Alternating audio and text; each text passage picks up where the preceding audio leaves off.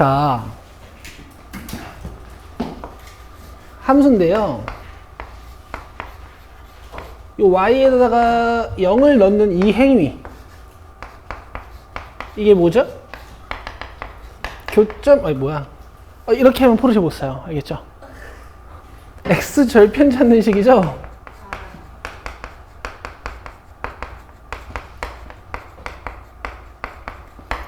그래서 이 fx는 0의 실근을 구하면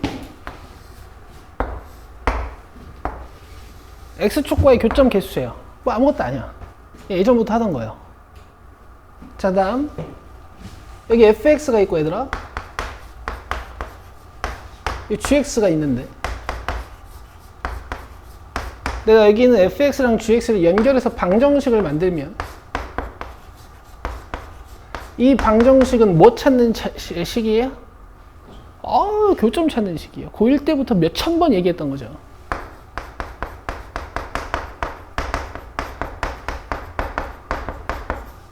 그럼 앞으로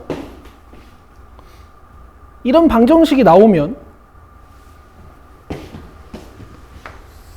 난 이 두 함수의 교점 찾는 거구나 라고 이해해 주실 수도 있겠죠. 갑니다. 6번이에요.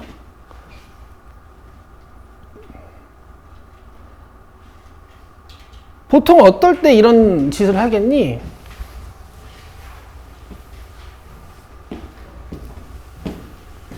방정식이 안 풀리는 거야.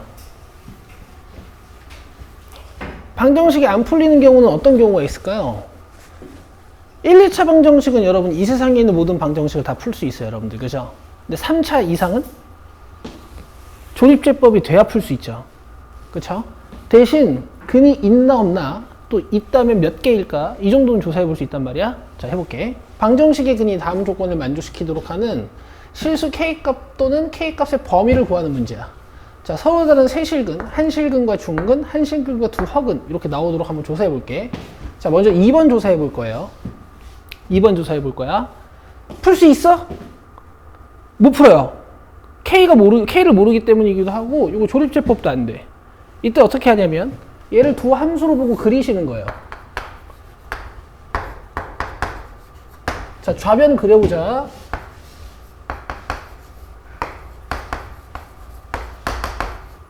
미분해야겠죠?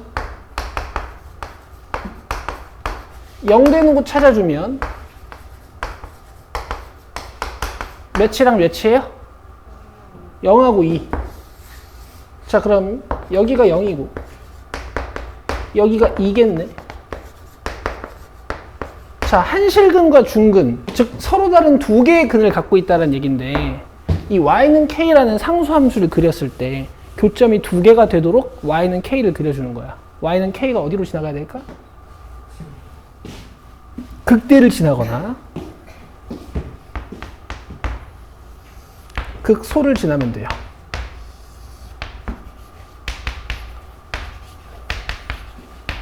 알겠어? k가 여기 있으면 저 방정식은 두근이야. k가 여기 있으면 저 방정식은 두근이에요. 너무 쉽죠? 0 넣어보세요. 3, 2 넣어보세요.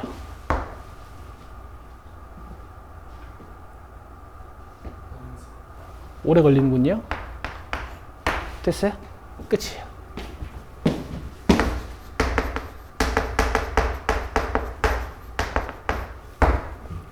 알겠어요? 의심되는 사람들은 한번 넣어볼까요? K에 3 한번 넣어보죠.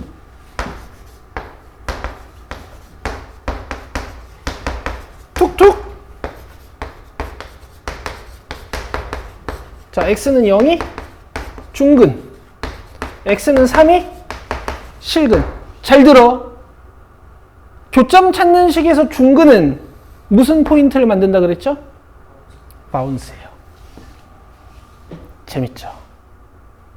실근은 무슨 포인트? 크로스예요. 재밌죠? 그러면 서로 다른 세 실근을 가지려면 y는 k가 어디로 지나가야겠어요? 이렇게 지나가야겠죠.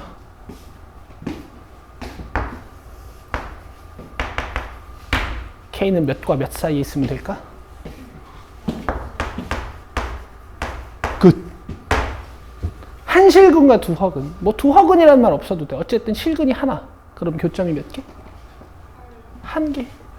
그럼 K가 어디로 지나가야 될까? 이렇게. 이렇게 지나가야겠죠.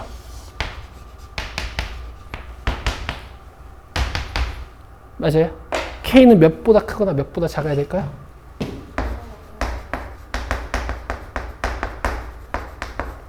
이렇게 풀어내시는 거예요. 그래서 여러분 나중에 혹시 문제가 나왔을 때 모르는 상수 K가 왼쪽으로 넘어가 있을 수도 있거든요. 그때 오른쪽으로 넘겨서 푸시는 게 더 편합니다.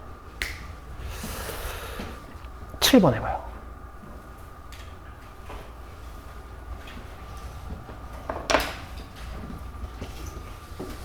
너무 쉽죠? 3차 함수를 그려놓고 상수 함수를 거는 거야. 3차 함수에 걸어보시는 거예요.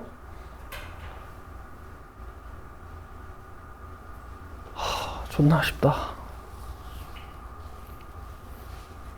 이런 말 해도 돼요? 너무 쉽죠?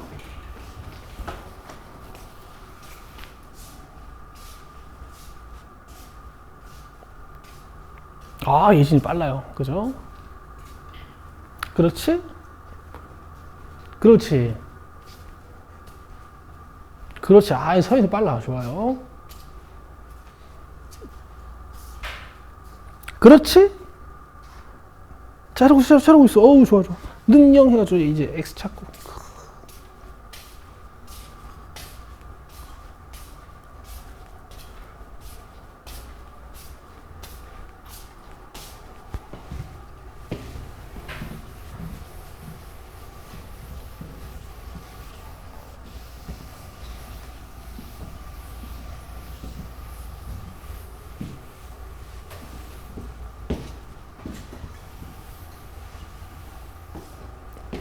봅시다. 서로 다른 세 교점, 두 교점, 한 교점 만들어 볼게요. 좌변을 그리자고 0 되는 곳을 찾아주면 0하고 마이너스 1. 으악! 그럼 여기가 마이너스 1이고 여기가 0이죠. 마이너스 1에서 극 대값을 찾아보면 2고요. 0에서 극 소값을 찾아보면 1입니다. 그럼 K가 이런 데 걸리면 두근을 갖는 거죠.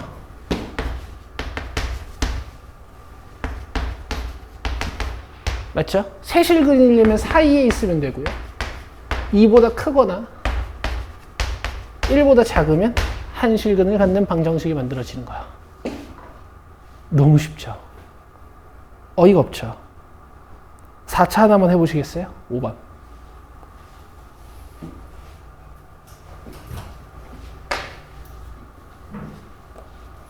좌변으로 다 넘겨서 x 절편을 찾는 거야. 근 개수만 찾는 거예요.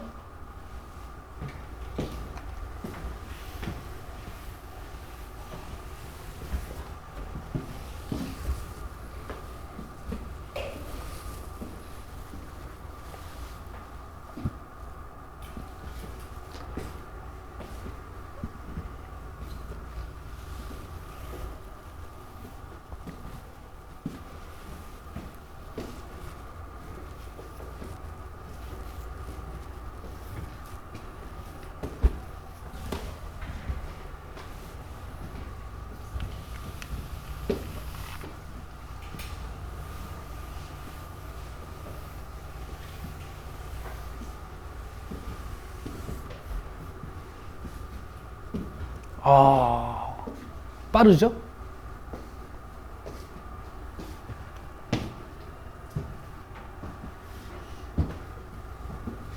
해볼게요. 가지고 와요.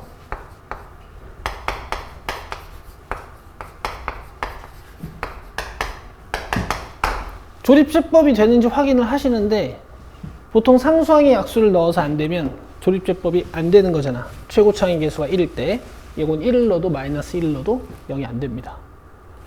마이너스 1 되는 것 같은데? 왜 문제 이렇게 냈죠? 마이너스 1로 조립제법을 써봐도 돼. 좀 이따 해보자. 근데 지금은 그려서 판단을 해보자고요. 좌변을 그리게 되면 이 방정식의 근은 fx의 x 절편이니까 그려요. 도함수가 0 되는 곳을 찾아. 4x로 묶으면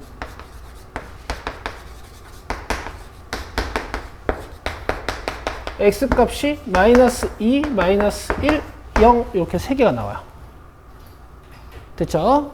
그럼 꿀렁꿀렁 하는데 x값들이 벌어진 정도가 다 한 칸으로 같으니까 아마 마이너스 1에 대해서 대칭인 4차 함수가 그려질 거야. 그쵸? 극소값은 아마 같을 테니까 똑같이 조사를 해봅시다. 0 넣으시면은 마이너스 1이죠. 그죠? 마이너스 2 넣어도 마이너스 1 나오겠지. 근데 마이너스 1 넣으면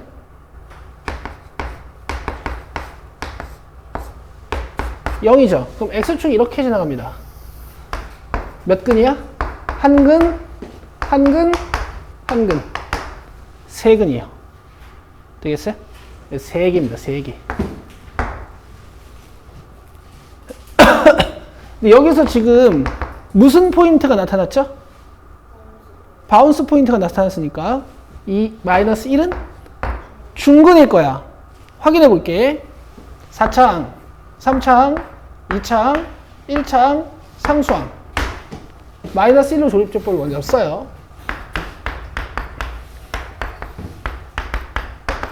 또 마이너스 1로 조립제법을 써요.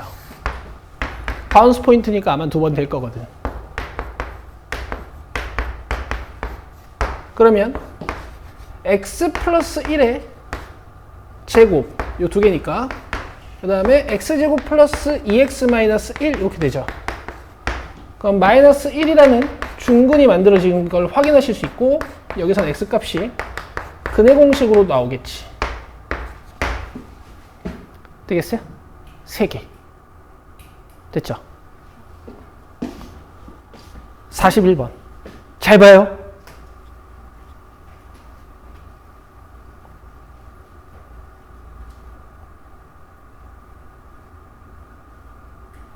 fx가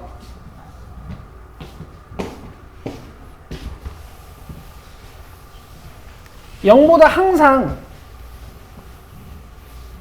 크거나 같음을 증명하는 방법은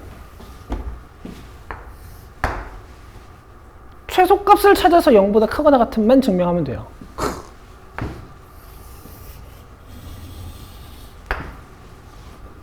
알겠어요?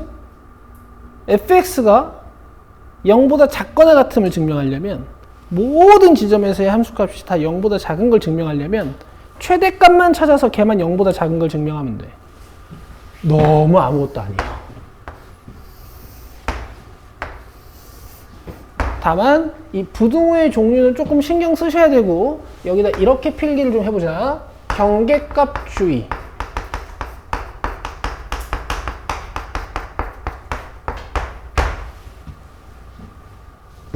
자, 저 경계값 주의라는 말이 무슨 말인지 한번 설명을 해볼게요.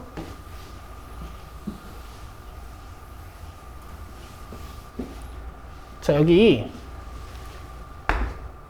3차 함수가 하나 있는데요.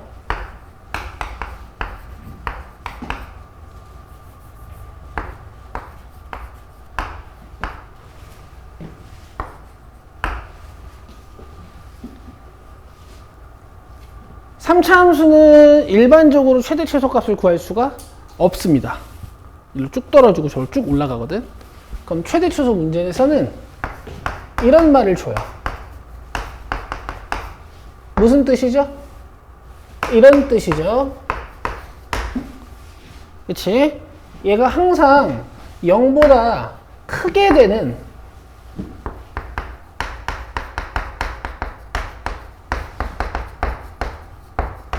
K의 범위를 구해볼 거야. 알겠어요? 이제 고차부등식이니까 판별식은 못 써요. 갑니다. 얘를 그려요. 갈게요.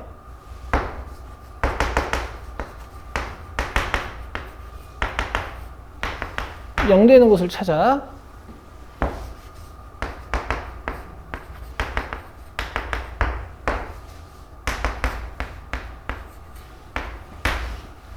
되겠어요? 쓱! 여기가 몇? 1. 여기가 몇? 3. 2는 어디야? 가운데. 맞아요? 그럼 이 함수는 몇부터 몇까지만 보는 거야? 이만큼만 보는 거야. 살짝 확대해 볼까요?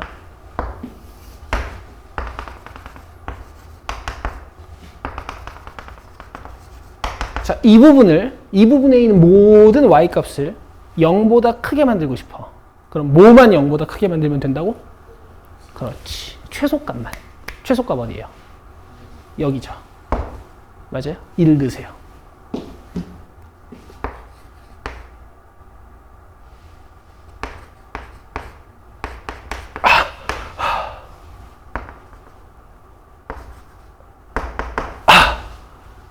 계산 다 될 때까지 숨을 참았어요. 왠 줄 알아요? 계산을 못하면 나는 죽겠다 이런 거야. 어때요? 정신병자 같죠? 이렇게 공부하시는 거예요. 알겠죠?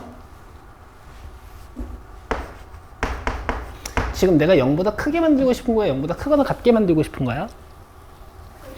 0보다 크게 만들고 싶은 거지. 그럼 다 양수해야 되는 거지. 0이면 안 되는 거지. 그러면 이렇게 풀어야겠네. 그치? 맞아요? 틀렸어요. 이렇게 풀어야 돼요. 자, 왜 그런지 알려드릴게요. 지금 문제에서 범위에 1과 2를 넣어놨니? 넣어놓지 않았지. 그러니까 얘들아, 이 점과 이 점을 0보다 크게 만들고 싶다는 얘기가 아니에요. 2의 바로 왼쪽부터 1의 바로 오른쪽까지만 0보다 크게 만들고 싶다는 거야. 그럼 이 점은 0이어도 돼. 왜? 바로 왼쪽 점부터는 양수일 테니까. 경계값 주의라는 말 무슨 말인지 알겠어요? 가끔 이렇게 열어놓으면 주의하셔야 돼요. 내 말 이해되죠? 이 부등호의 종류는 항상 같지 않습니다. 구간을 잘 봐야 돼요. 내 말 이해되세요? 잘 써놓으세요. 답은 이거야, 이거는. 지연 이해되니? 오케이.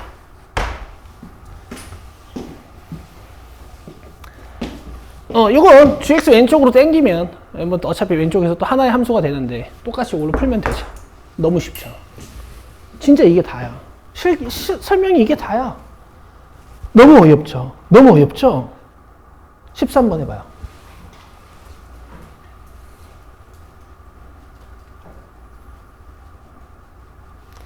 (0보다) 크거나 같게 만드는 게 목표야. 최소값을 찾아야겠지.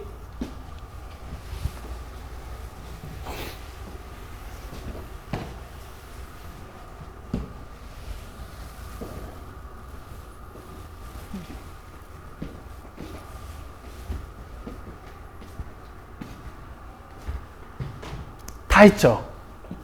농담이에요.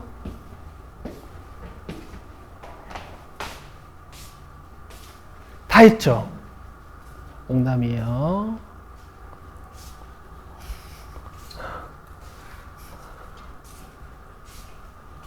도함수가 혹시 살짝 당황스러우세요? 도함수가 당황스러우신가요? 그렇지.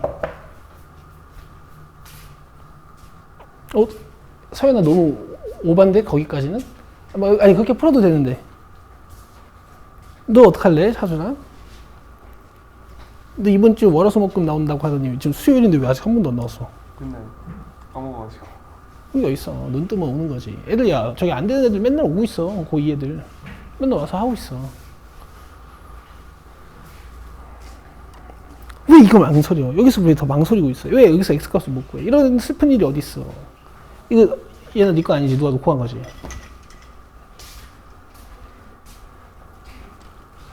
찾았네, 그지? 또 있어, 없어, 그건? 그거 안 나오지? 그럼 4차 도함수 3차가 그냥 하나만 갖는 상황인 거야. 그럼 그림이 이거야? 생각해봐, 빨리.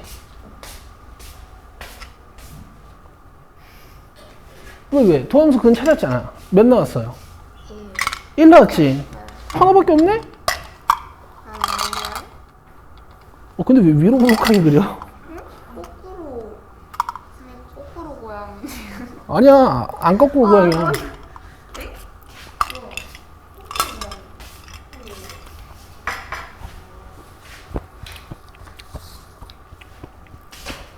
여러분,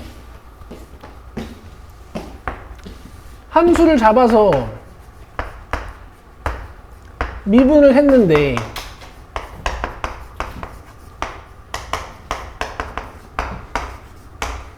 이 방정식을 못 푸시는 분들은 이제 점프. 알겠어요?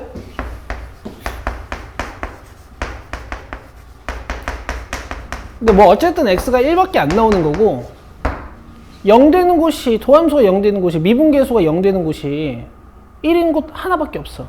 이런 4차 함수 어떻게 생긴 거라 그랬어요? 그래. 4차 함수는 개형이 몇 개 안 되잖아. 이것도 다 우리 이미 살펴봤잖아. 그죠? 최소값 어디예요? 조사를 하면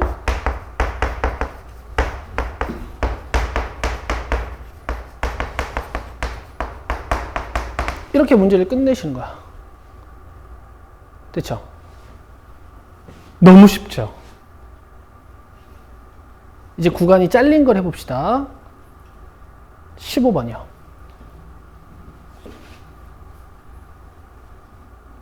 경계값 잘 보시고요.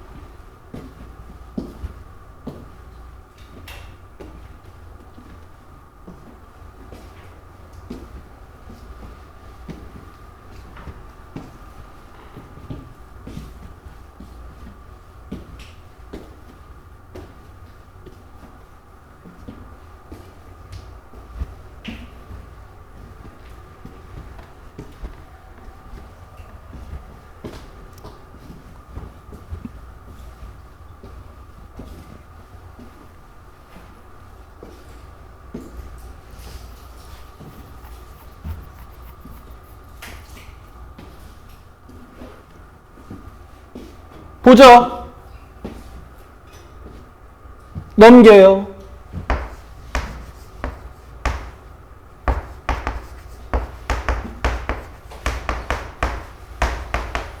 그리고 좌변을 F. 미분해서 그립니다.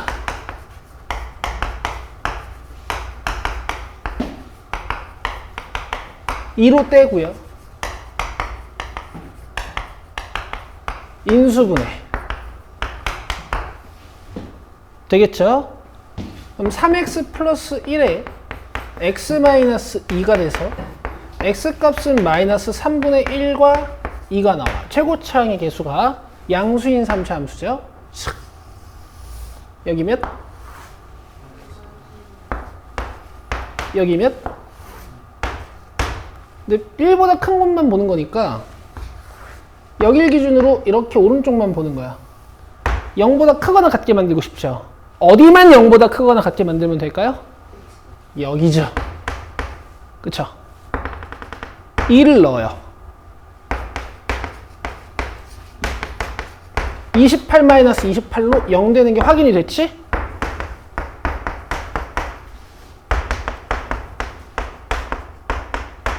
이렇게 끝내시는 거예요. 너무 쉽죠. 넘겨요.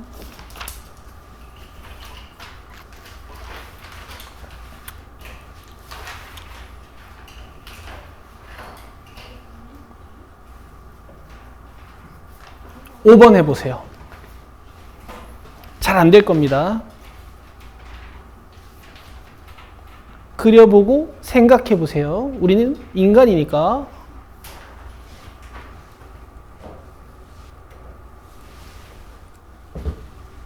그리긴 했겠지. 짠.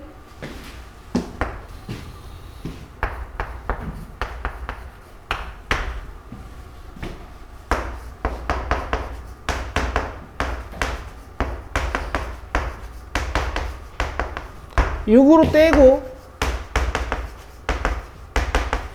인수분해.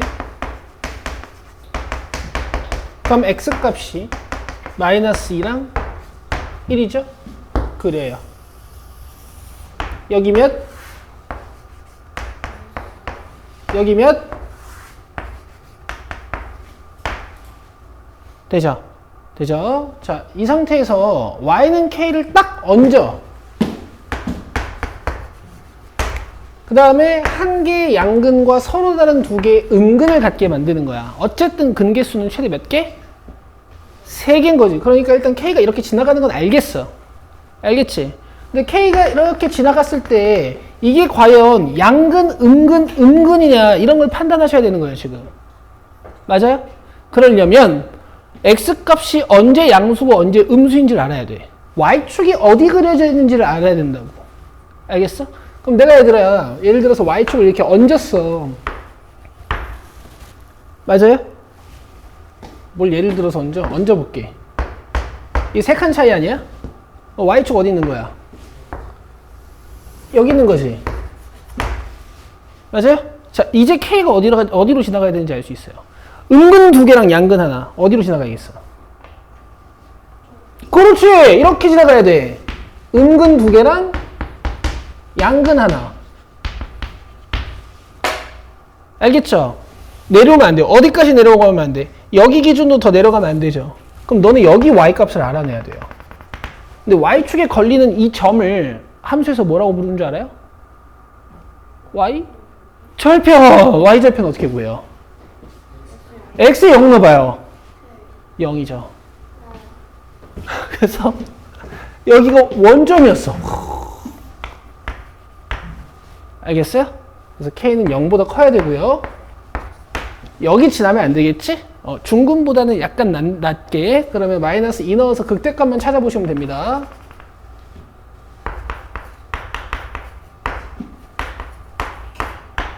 (20) 이렇게 문제를 푸시는 거죠. 너무 쉽죠?는 아니죠. 이게 이제 근판단 해야 되니까. 이렇게 되겠어요? y축이 필요해요. y축이. 자, 다음 14번 한번 해보시죠.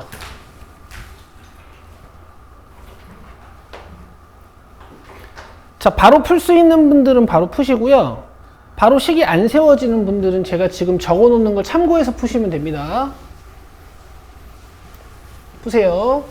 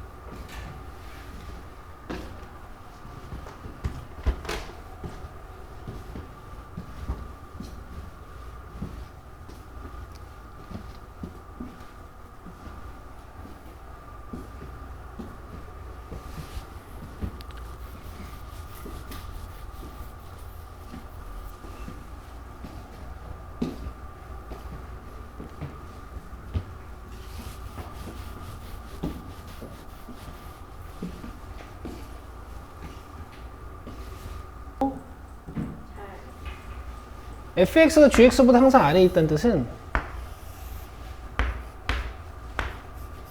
이 세상에 있는 어떤 x값을 넣어도 항상 g라는 식이 더 큰 거야. 그래서 여기다가 어떤 x를 넣어도 항상 성립하게 만드시면 돼. 사실 그냥 수학상에서 이 부등식이 만족되면 된다라고 배우기도 했죠. 넣으시면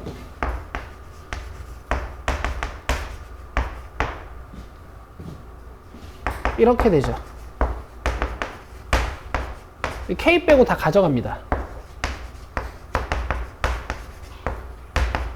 그 다음에 이거 그려요. fg가 문제 있으니까 제가 그냥 y라고 쓸게요. 자, 그럼 y 프라임 해주면, 그리고 0 되는 곳 찾아주면 0이 중근이고 1이 실근이지. 얘들아, 이제 촌스럽게 4차 일반형 그려놓고 0, 0, 1 써가지고 합치고 이렇게 안 할 거거든요. 촌스러워요. 이렇게 하시는 거야. 0인 곳에서 원전 기울기가 0이 되긴 하는데 중근이다 보니까 극소나 극대를 갖지 못하고 힘없이 떨어져. 그리고 다시 1에서 한번 튕기는. 자, 이런 그래프가 돼요. 기울기 0인 곳은 1인 곳이랑 0인 곳. 이해되죠? 그러면 얘가 항상 성립하려면 이 k라는 상수함수는 어디로 지나가야 될까? 이렇게 밑으로 지나가야겠죠. 맞나요? 그러면 비교할 대상은 이 4차 함수의 최소값이야. 1을 넣어보시죠. 여기야, 여기. 2죠. 그럼 k는 몇보다 작아야 돼요? 2보다 작아야 됩니다. 그래서 답이 1이에요. 됐나요? 넘기시면 개념 42번 속도와 가속도입니다. 자, 여기 설명하고 쉬는 시간 드릴게요. 물리 하시는 분 계세요? 잘 들어보세요. 물리 하나 안 넣으면 안 돼요. 아, 좀 더 와닿을 거야, 물리 듣는 애들이. 1단원이잖아, 이게. 물리에서. 내 말 들어봐요.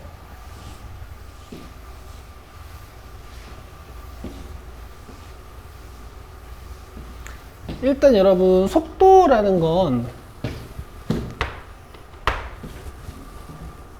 아이고, 요한아, 어서와. 너 왜 저기 특강도 안 오고 오늘? 봐봐요. 아, 못 왔다 그랬지? 물이 안 나와가지고. 속도라는 건 이제 속력이랑 비슷한 개념이긴 한데, 저기에 방향이라는 개념도 포함되어 있어서, 속도는 양수도 있고요. 음수도 있어요. 알겠죠? 1차원 운동에서는 양음의 개념만 있어. 양수면 내가 동쪽으로 움직이는 거고, 그 다음에 음수면 내가 이렇게 서쪽으로 움직이는 거예요. 아시겠죠? 이게 속도야. 근데 일단은 속력이라고 생각하시고 내 말 들어봐요. 속력이 2인 어떤 물체가 있다? 알겠어요? 초속이라고 생각을 해봅시다. 그럼 얘는 1초에 몇 만큼 움직이는 거예요? 이만큼 움직이는 거야. 그럼 1초 뒤에 이 물체의 이동 거리는 몇일까? 2. 2초 뒤에 이 물체의 이동 거리는 몇일까요? 4. 3초 뒤에 이 물체의 이동 거리는 몇일까? 6. 그래서 여러분들이 속력 곱하기 시간은 거리라고 배우셨어. 맞아요? 맞죠? 자, 그러면 이 물체의 이동 거리를 좀 표현해보면 t초 후 이동 거리다 해서 이렇게 쓸 수 있습니다. 아시겠어요? 1 넣으면 2고, 2 넣으면 4고, 3 넣으면 6이고, 4 넣으면 8이잖아. 맞아?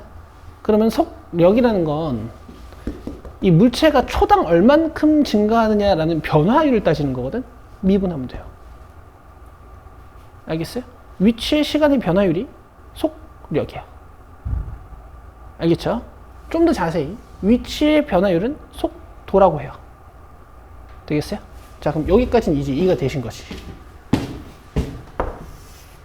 수직선 위를 움직이는 점피의 시각 t에서의 위치 x가 이렇게 x는 ft라는 시간에 대한 함수로 나와 있으면 속도를 구하고 싶으시면 이 v는 dx dt를 하시면 돼요.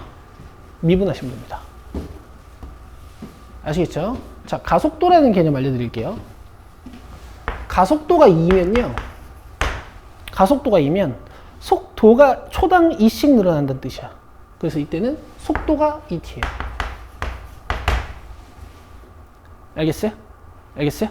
그래서 이 속도랑 가속도도 서로 미분 관계에 있어.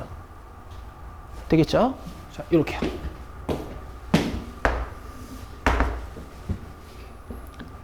여기까지 이해되세요? 여기까지 이해되시죠? 여러분, 그 가속도 개념은 여러분들이 물리적으로 좀 느끼기가 힘들기 때문에 그냥 이 속도의 변화량이 그냥 속도의 변화율이 가속도다 이렇게 이해하고 넘어가시면 돼. 수학2에서는 이제 물리하시는 분들은 좀 더 자세히 아셔야겠지만. 자, 그럼 봐봐, 얘들아.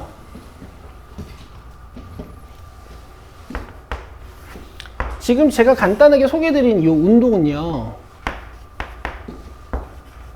그냥 내가 초당 2씩 이렇게 일정하게 움직이는 등속도 운동이라고 해요. 알겠어요? 속도가 안 변하는.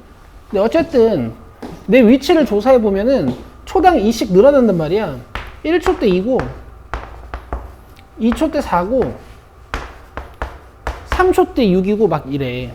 알겠어? 이 XT 그래프에서 속도 2는요 기울기예요. 기울기. 아시겠어요? 기울기가 속도란 말이야. 알겠니? 너네 어릴 때 속도 구하는 방법 뭐라고 배웠냐면 걸린 시간분의 이동 거리라고 배웠죠. 맞아요? 이점부터 이점까지 몇 초 걸려요? 1초 걸려요. 이게 시간이니까. 그 다음에 그 이동 거리는 몇 만큼 늘어나? 이만큼 늘어나요. 그죠? 그래서 위치 함수에서 속도는 기울기야. 여기까지 이해되세요? 그럼 잘 봐요. 어떤 물체가 운동을 이렇게만 하겠니? 아니죠? 어떤 물체가 운동을 이렇게 미친놈처럼 해요. 알겠어요?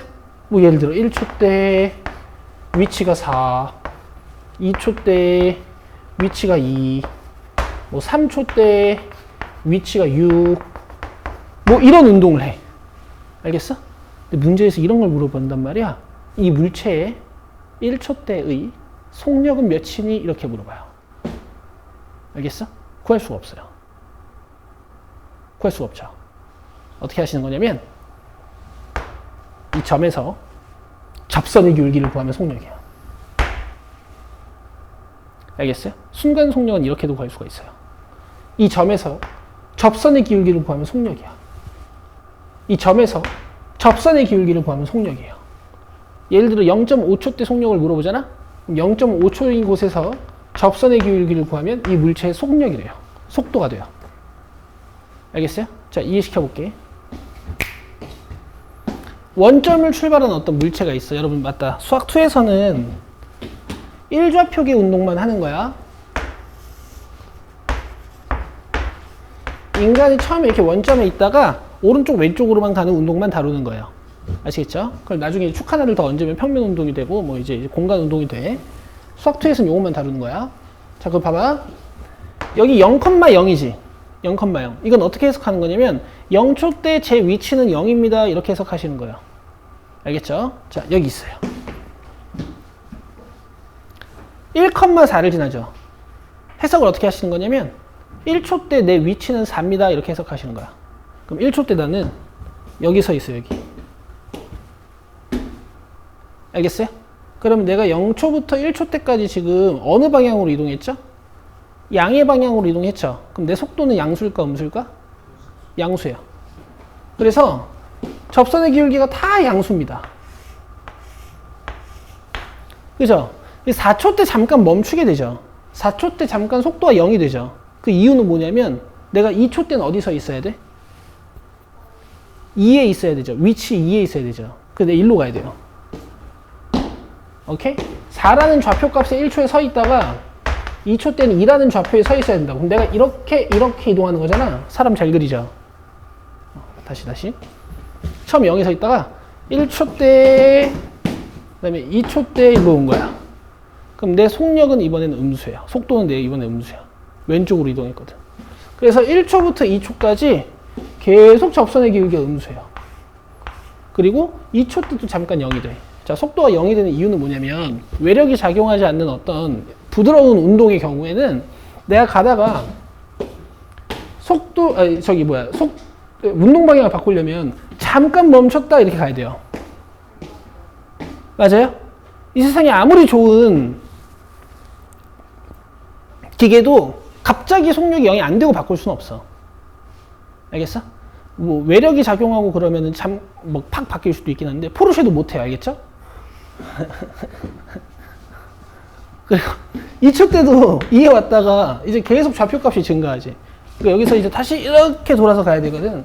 잠깐 0이 된단 말이야, 속도가. 그래서 얘들아, X가 그 밑에 있는 문제들처럼 막 복잡해. 그러면은 물체 운동이 막 복잡하게 막 이루어지겠지. 그러면은 모든 지점에서 속도가 계속 달라지죠. 접선의 기울기를 구하면 된다고요. 되시겠어요? 자, 쉬고 와서 문제 풀겠습니다. 6시 10분까지 쉬세요.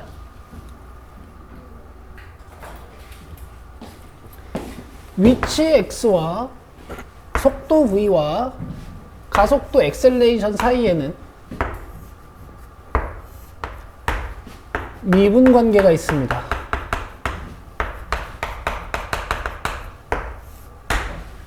아시겠죠?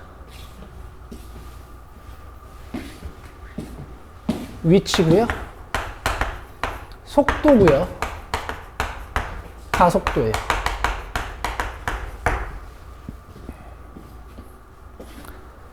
삼 번 보시죠.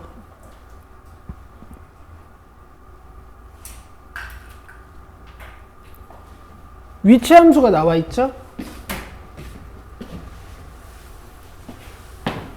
그럼 이 위치 함수는 t에다가 숫자를 넣었을 때 이 물체의 좌표를 알 수 있는 함수야. 좌표. 알겠죠? 속도를 알고 싶으면 미분을 한번 하시면 되고요. 가속도를 알고 싶으면 미분을 한번 더 하시면 돼요.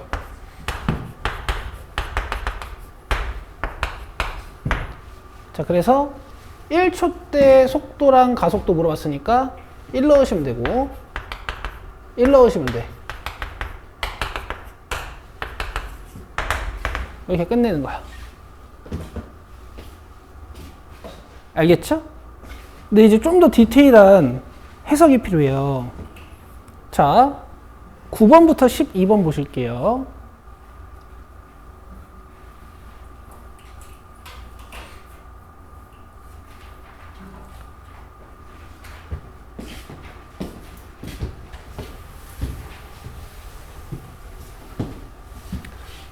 자, 지면에서 10m/s의 속도로 지면과 수직하게 위로 던진 물체의 t초 후에 지면으로부터의 높이를 h라고 하는데 0 넣어보시겠어요? t에다가 0이죠. 처음에 높이는 0이야. 이해되시죠? 공을 던지면 이제 이런 운동을 할 거예요. 맞죠? 상상하시고 9번 읽어볼게. 물체를 던진 후 물체가 최고 높이에 도달할 때까지 걸린 시간, 즉 t를 물어봤어요. 물체를 던져가지고 최고 높이에 도달하면 물체가 잠깐 멈추거든요. 물체가 잠깐 멈춰요. 속도가 0이 됩니다.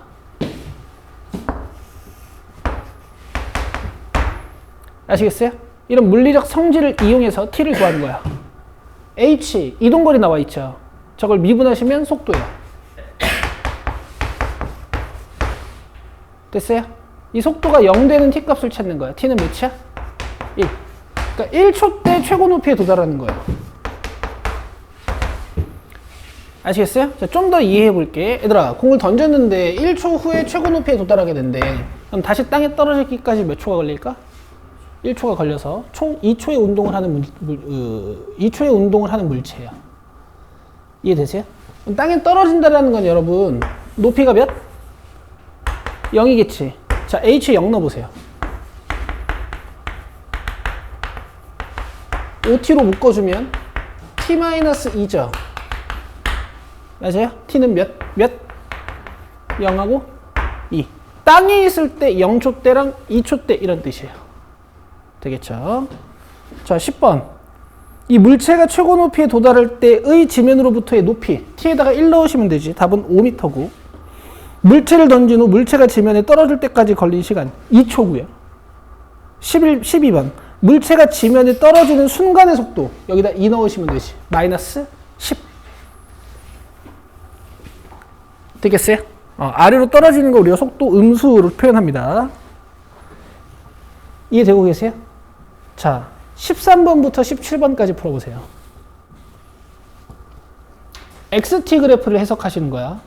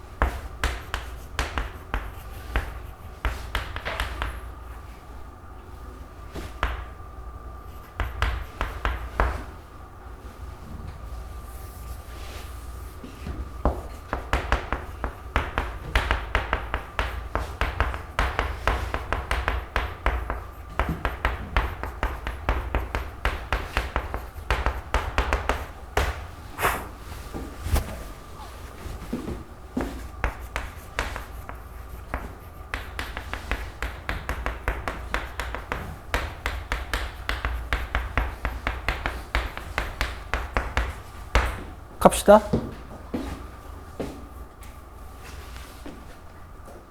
자, t는 A에서 점 P의 속도가 0이냐고 물어봤어. 이거 속도 함수야? 위치 함수죠. 자, 위치 함수에서 속도는 어떻게 구한다 그랬어요? 접선의 기울기. 0이 맞아요. 되겠죠? 자, A부터 B초까지. 여기서부터 여기까지야. 자, A초에 A부터 B까지 맞죠? A초에 물체의 좌표값은 몇이에요? 마이너스 2. 나 마이너스 2에 서 있는 거야. 0은 저기 있고 양수는 저기 있어요. 그 다음 B일 때 내 좌표값 몇이에요? 0. 그럼 나 1로 간 거죠. 양의 방향이야? 음의 방향이야? 양의 방향이에요. 또는 A부터 B까지 점들의 미분 개수들을 구해보시면 미분 개수가 다 양수니까 속도가 양수야. 되겠죠? 자, 그 다음에 15번. T는 B에서 운동 방향이 바뀌냐고 물어봤어. 여기서 운동 방향이 바뀌니? 아니에요. 계속 양의 방향으로 운동 중이거든? 그쵸? 이거 X야. 됐죠? T는 C에서 원점과 가장 멀대. 지금 이 물체가 무슨 운동을 하는 거냐면 처음에 좌표값이 0이었다가 난 마이너스 2였다가 여기가 A초야. 난 다시 0으로 왔다가 여기가 B초야. 이렇게 세 칸 가서 여기가 C초야. 그죠? 그리고 다시 어디로 가요? 1로 가죠? 그럼 C에서 가장 먼에 C초 때. 오케이. 되겠어요? 얘 최대값을 찾으시면 돼요. 알겠죠? XT의 그 절대값의 최대값을 찾으면 돼. 자, 0부터 D초까지 원점을 2번 지나냐라고 물어봤어요. 자, 한 번밖에 안 지납니다. B초일 때. 방금 봤죠? 원점! 알겠어요? 근데 여긴 열어야 되잖아. 판단하지 말라며. 그래서 한 번 지나는 거야. 됐나요? 이게 XT 그래프의 해석이었고, 운동 방향이 바뀌는 순간은 이제 이런 곳이야. 알겠어요? 근데 이걸로 우리 속도 그래프 한번 그려볼게요. 얘들아, 속도 그래프는 얘 도함수지. 맞지? 그릴 수 있어. A와 C에서 미분 계수가 0이죠. 그럼 요 두 점을 지나야 되고, 지금 미분 계수가 양수야, 음수야? 음수죠. 그럼 여기 있어야 돼요, 그래프가. 그 다음에 미분 계수가 양수야, 음수야? 양수죠. 그래프가 증가 중이니까 F'은 양수지. 그래프가 여기 그려져야 되고, 그 다음에 음수야. 여기 그려져야지. 여기 도함수. 이해되세요? 내 말 잘 들어요. 처음에 0초 때 이 물체의 속력은 양수야, 음수야? 음수니까 일로 움직이고 있는 거야. A초 때 이 물체의 속력은 몇이에요? 속도는 0이죠. 잠깐 멈추는 거야, 이렇게. 그 다음에 여기서는 V가 양수야, 음수야? 양수니까 일로 가는 거야. 그러다가 C초 때 잠깐 멈춰요. 잠깐 멈췄다가 C초부터 D초까지 속도가 음수야, 양수야? 일로 가는 거예요. 알겠죠? 속도 함수는 속도의 크기까지 상관하지 마시고 부호 정도만 보고 물체 운동을 상상하시면 돼. 오케이. 19번부터 18번부터 22번까지 해봐요. 얘는 VT 함수야.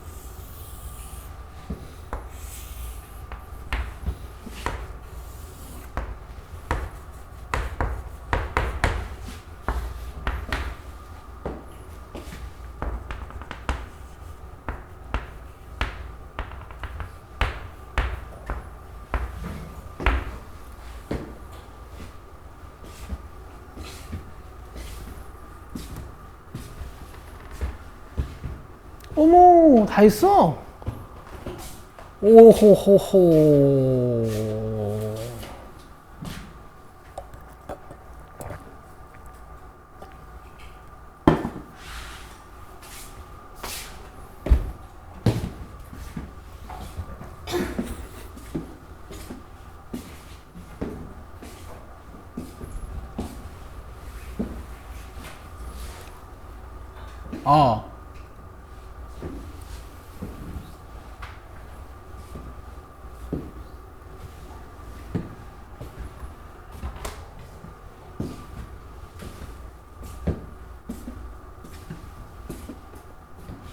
갑시다. t는 a에서 점 p의 가속도는 0이다. 가속도는 속도의 미분 계수값이야. 알겠죠? 여기서 기울기를 구하시면 돼요. 순간적으로 속도의 변화율이 없다 이런 뜻입니다. 그래서 동그라미냐. t는 a에서와 t는 c에서 점 p의 운동 방향은 같다라고 했어. 자, 지금 이만큼이 v가 양수인 부분, 이만큼이 v가 음수인 부분이죠. 그럼 이 A초부터 0초부터 B초까지는 내가 1로 운동하는 거야. 그리고 B초 때 잠깐 멈추고 그 다음에 B초부터 D초까지는 제가 1로 운동하는 거예요. 아시겠죠? 그럼 A에서랑 C에서 속도의 부호가 반대이기 때문에 운동 방향은 반대입니다. 그 다음 B부터 C까지 점 P는 음의 방향으로 움직인다. 맞아요. 왜냐면 속도가 음수니까. 20번 동그라미. 그 다음 21번 C에서 점 P는 정지해 있다. 정지해 있다라는 건 속도가 몇인 거죠? 0인 거죠. 여기랑 여기서 정지야. C는 정지가 아니다가요. 가속도가 0인 곳이에요. 자, 0D까지 점 P는 운동 방향을 한 번 바꾼다. 자, 요 B에서 한 번 바꿔요. 양수였다가 음수가 되는 이 순간. 알겠죠? 자, 동그라미 넘기세요. 축하드려요. 이 단원 마지막 개념. 시각에 대한 변화율.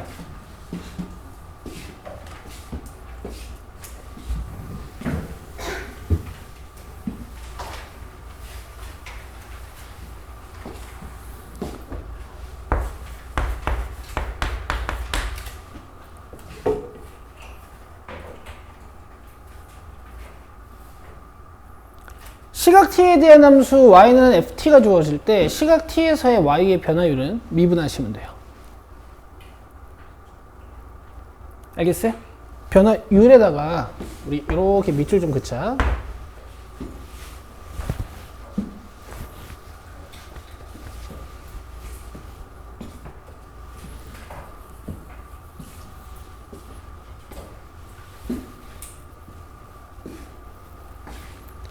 여러 가지 방법으로 한번 표현해 볼게요. 여러분, 어떤 물체의 길이를 쟀더니 t초 후 이 물체의 길이가 2t 플러스 4였어요. 그럼 이 물체의 길이가 어떻게 길어지는 거냐면 0 넣어봐요. 4? 처음에 4cm. 1 넣어봐요. 6. 2 넣어봐요. 8. 3 넣어봐요. 10. 그럼 내가 초당 몇씩 변화시키고 있니? 2. 요게 이 물체의 변화율이야. 알겠어요? 미분하시면 돼요. 뭐 L'이라고 써도 되고 이런 뜻이에요. 알겠어? 그럼 봐봐. 얘가 만약에 고차식이면 길이가 어떻게 변할까? 으악! 변할 거야. 그럼 이 지점에서 물체의 변화율은 어떻게 구할 거냐? 기울기야. 기울기가 뭔데? 증가 상태를 알려주는 거라고 했잖아. 좋았어요. 자, 쓰세요.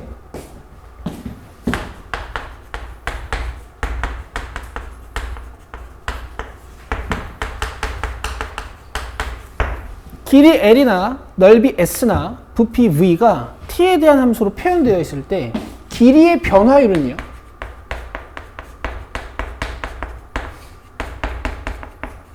dl dt예요. 넓이의 변화율은요?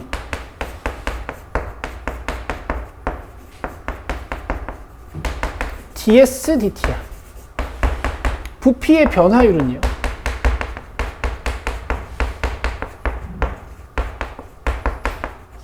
dv dt예요. 그냥 믿고 미분하시면 돼. 알겠어요?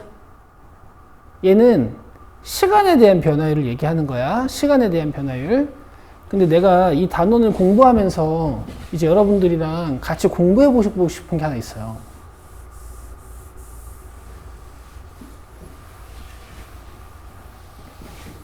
뭐냐면요. 한번 이해해 보세요. 이해해 보시면 좋아요. 도움이 됩니다. 근데 이해가 안 된다고 풀 죽을 필요는 없고, 길이에 대한 변화율을 조금만 공부해 보려고 해.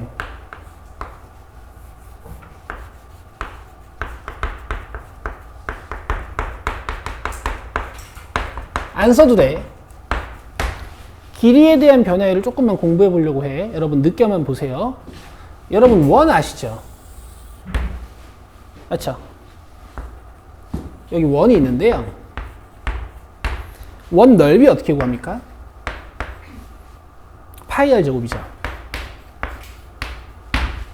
파이 r 제곱이죠. 근데 이 원에다가 있잖아. 얇은 그냥 어떤 원판이라고 생각해봐. 원판. 내가 여기다 공기를 딱 주입시키기 시작하면은 이 원이 탁 커지기 시작하겠지.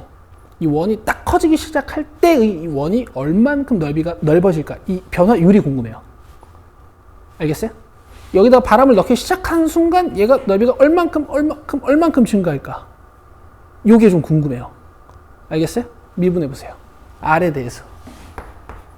2파이 R. 어디서 많이 봤죠? 이거 뭐예요? 원주. 맞아? 잘 들어. 반지름의 길이가 R인 원이 있는데, 하준아, 이거 봐봐. 반지름의 길이가 R인 원이 있는데, 여기에 공기를 딱 주입시켜서 이 원이 커지기 시작할 때 이 넓이의 변화율은 이 원주의 길이랑 같아. 알겠어? 넓이 미분하면 원주가 돼요. 알겠어? 여기 봐. 여기 9가 있어. 9가 있어. 너네 9부피 구하는 공식 뭐야? 3분의 4파이의 상승이지. 맞아? 이 축구공에다가 반지름의 길이가 R인 축구공에다가 공기를 주입시키기 시작하면 얘가 늘어나기 시작하겠죠. 맞아요? 이 공기를 딱 반지름의 길이가 R인 공이 있는데 여기다 공기를 딱 주입하는 순간 이 넓이가 딱 커지는 이 변화율. 이게 궁금해요. 미분해봐.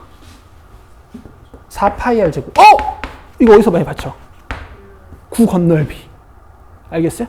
반지름의 길이가 R인 어떤 원이 있을 때 이 원이 이 순간 딱 커지기 시작하는 변화율이 건넓이야. 이런 거예요. 알겠어요? 뭐 저 시간에 대한 변화율과 관련 있는 얘기는 아니지만 여러분들이 어릴 때 배웠던 공식들이 다 이렇게 나온 겁니다. 아시겠죠? 좋아요.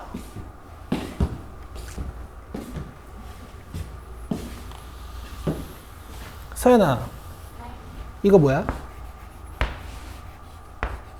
질량에다가 중력과 속도 곱해가지고 그 물체의 위치 곱하면, 높이 곱해주면 운동 에너지라고 부르거든? 그죠? 이 운동 에너지 H에 대해서 미분하면 이게 물체의 무게예요. 오케이? 2분의 1 mv 제곱. 물체에다가 그 물체가 가지고 있는 속도 제곱 곱해준 다음에 2분의 1 하면 이거 이 물체의 운동 에너지거든? 이거 물체의 운동 에너지거든? 이거 속도에 대해서 미분하면 mv가 나오는데 이거 운동량이라고 부르지. 운동량은 운동 에너지의 변화율이야. 이렇게 하는 거야.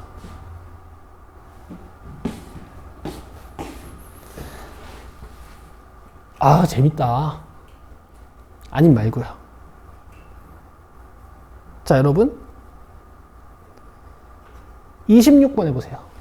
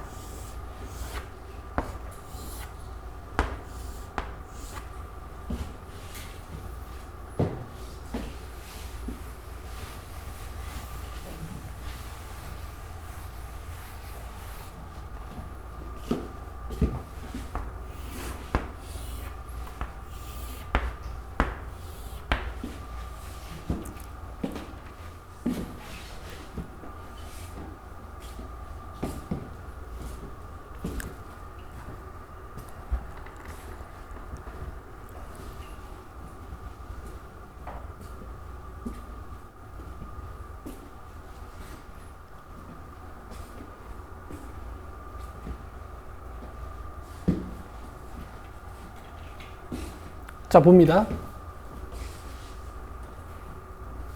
한 변의 길이가 4인 정사각형이 있어요. 원래 이렇게 4였단 얘기지. 근데 몇 초 몇씩 길어지고 있대요? 2씩. 그럼 지금 이 그림을 t초 후 그림이라고 생각해 주시면 t초 후에 이 물체는 2t만큼 변 길이가 길어졌을 거야. 여기까지 이해되세요? 2t만큼 변 길이가 더 해졌을 거예요. 맞죠? 근데 이게 얘네들이 대각선 길이의 변화율이 궁금하다고 했단 말이야. 맞아요? 피타고라스도 필요 없어요. 피타고라스도 필요 없습니다. 1대 루트 2. 대각선 길이 L은 이 2t 플러스 4에 루트 2배를 하시면 돼요.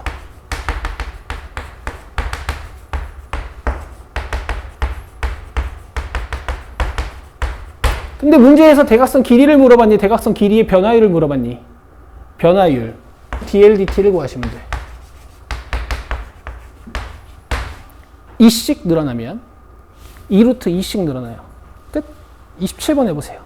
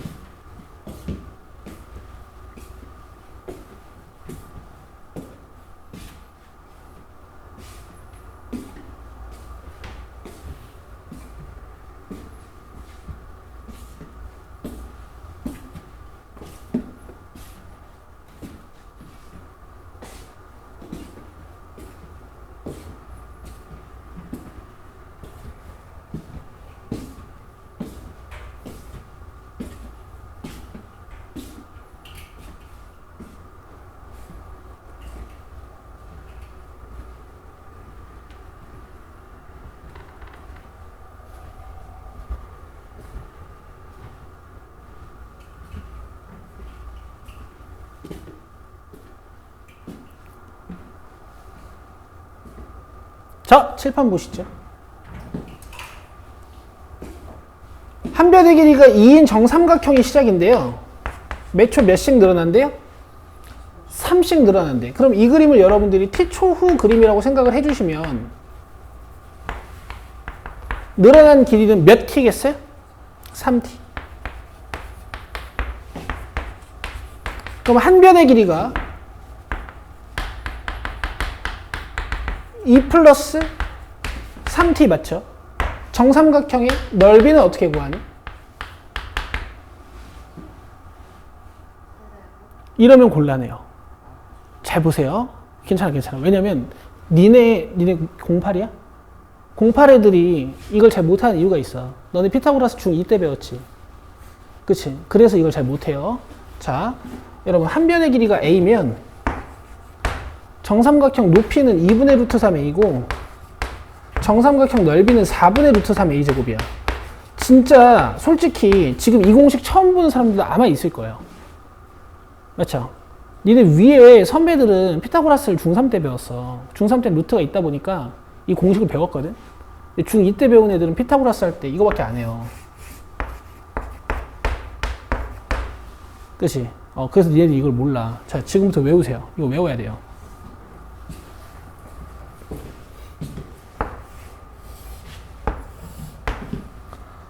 한 변의 길이가 a면 잘랐을 때 여기 60도여가지고 헤이! 1대 루트 3대 2가 만족이 돼.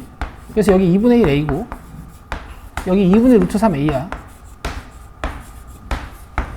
그리고 여기다가 a 곱해서 2분의 1 하면 넓이에요. 근데 저거 아셔야 돼요. 근해 공식보다 더 유명한 거니까. 그러니까 넓이 찾는데 아씨 높이 어디 있지? 이러고 있으면 안 된다고. 알겠죠? 그냥 4분의 루트 3 a 제곱이야.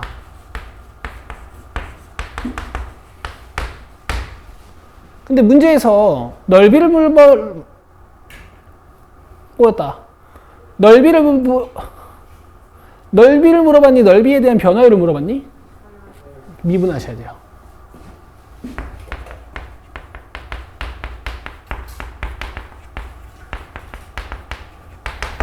자, 전개할 거야? 하지 마.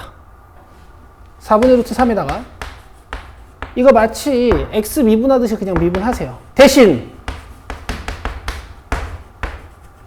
여기 밖에 뭐가 나와야 돼? 얘 미분 한 개 밖으로 이렇게 나와야 돼요. 알겠습니까? 꼭 쓰세요. 여기에다가 2 넣으시면 2번 답이에요. 계산 안 할게.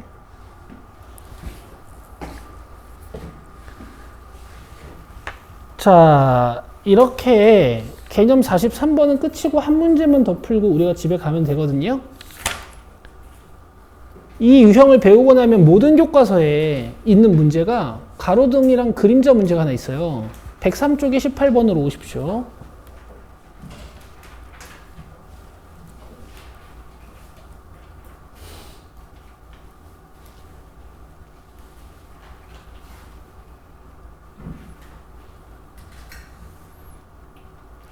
키가 1.6m인 승규가 있어요.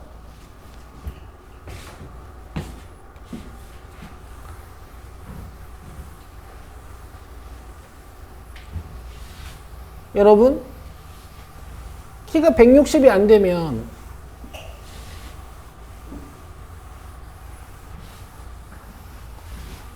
사는데 불편한 이유가 뭔지 알아요? 궁금하면 나한테 DM해요. 내 릴스 보내줄게. 갑자기 어떻게 웃긴 릴스가 기억이 나가지고. 여기 봐봐요. 그림이 굉장히 사실적이야. 얘가 1.6m거든. 그래서 되게 가로등에 딱 3분의 1처럼 잘 그려놨어요. 그죠? 알겠죠? 이 베이비가 여기서부터 이제 걷기 시작하는 거야. 알겠죠? 처음에는 이제 그림자 길이가 없었겠지. 자, 키가 1.6m인 승규가 지면으로부터 높이가 4.8m인 가로등 바로 밑에서 출발하여 일직선으로 초속 2m로 걷고 있대. 그럼 이 그림을 t초 후 그림이라고 생각해 주시면 승규의 이동 거리는 이만큼이죠? 맞아요? 몇 t라고 쓸 수 있을까요? 2t. 여기까지 되시죠? 자, 그 다음에 승규의 그림자의 앞끝까지의 거리를 x라 할 때 다음을 답하시오 라고 했어. 출발한 지 t초 후에 가로등 바로 밑에서부터 승규까지의 거리를 t에 대한 식으로 나타내시오. 쓰세요. 2t.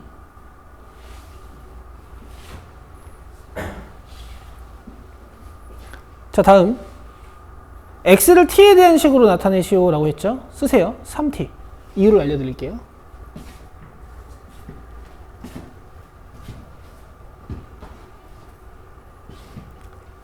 지금 승규부터 시작하는 직각삼각형이랑 가로등부터 시작하는 직각삼각형에 닮은 비를 보시면 1대 3입니다.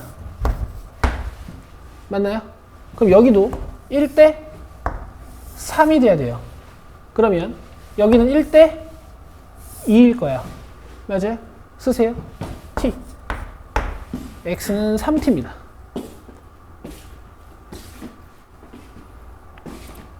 여기까지 이해되세요? 자, 그러면 그림자 길이 L은 몇 t일까요?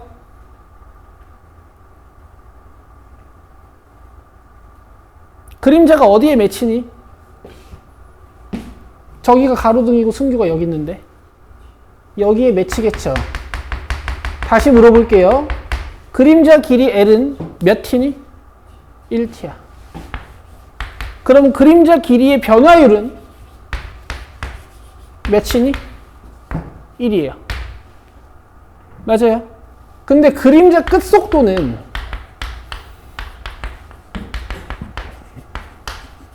x로 구하시는 거예요.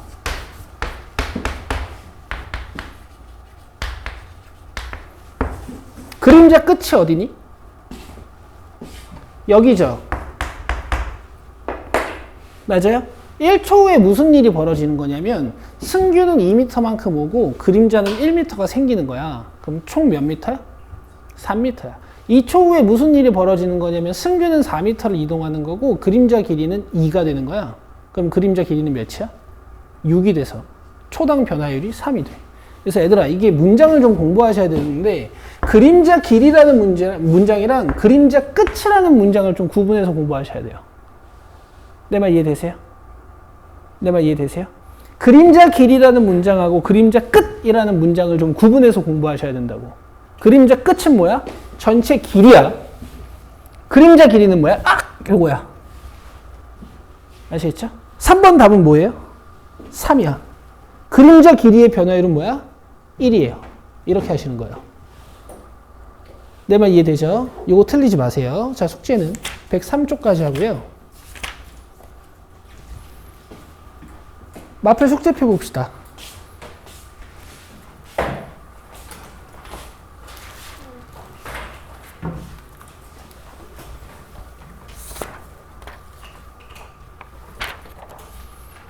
딱 개념번호 43까지 나와 있죠. 맞아요? 너 숙제표 있니? 왜 없어? 안 받았어? 받았는데. 집에 있어. 997번까지 풀어오시면 되고 다음 시간에 리뉴얼 된 거 드릴게요. 끝. 수고했습니다.